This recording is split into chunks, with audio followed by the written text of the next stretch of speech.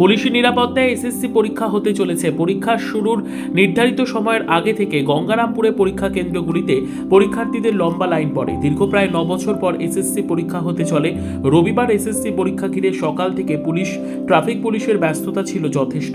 পরীক্ষা কেন্দ্রে পৌঁছতে পরীক্ষার্থীদের যাতে কোনো রকম সমস্যা না হয় সেদিকে লক্ষ্য রেখে শহরের প্রতিটি গুরুত্বপূর্ণ মোড়ে মোড়ে পুলিশ ও সিভিক ভলেন্টিয়ার মোতায়েন ছিল।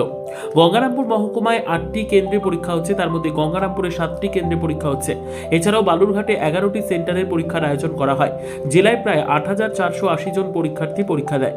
বেলা 10টা থেকে পরীক্ষা কেন্দ্রগুলির সামনে লাইন দিতে শুরু করেন পরীক্ষার্থীরা। পুলিশ নিরাপত্তায় ও তল্লাশির পর পরীক্ষার্থীদের কেন্দ্রে প্রবেশ করানো হয়।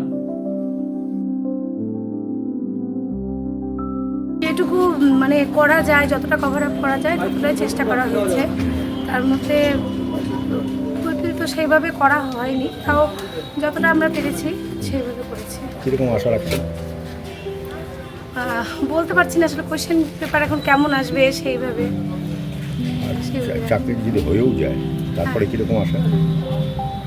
সেটা তো হোক আগে, সেইভাবে বলা যাবে, এখন বলতে পারছি না। কি মনে হচ্ছে তোমার?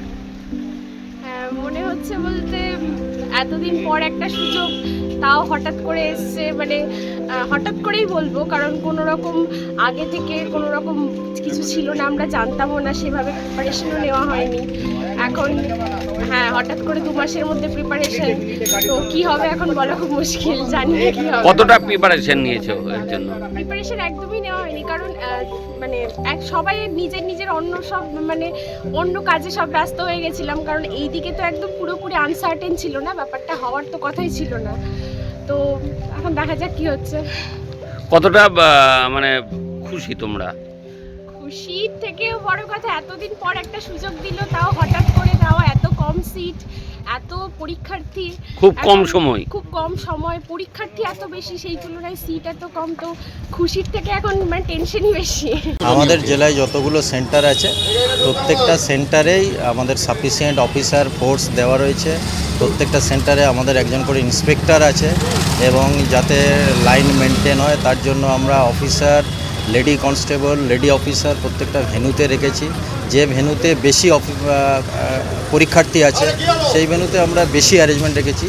এছাড়াও আমাদের ট্রাফিক যে দরকার আছে, ট্রাফিক ম্যানেজমেন্টের জন্য আমাদের যে গঙ্গারামপুর টাউন এবং বালুরঘাট টাউন, এই দুটো টাউনেই আমাদের সাফিসিয়েন্ট লোক দেওয়া আছে।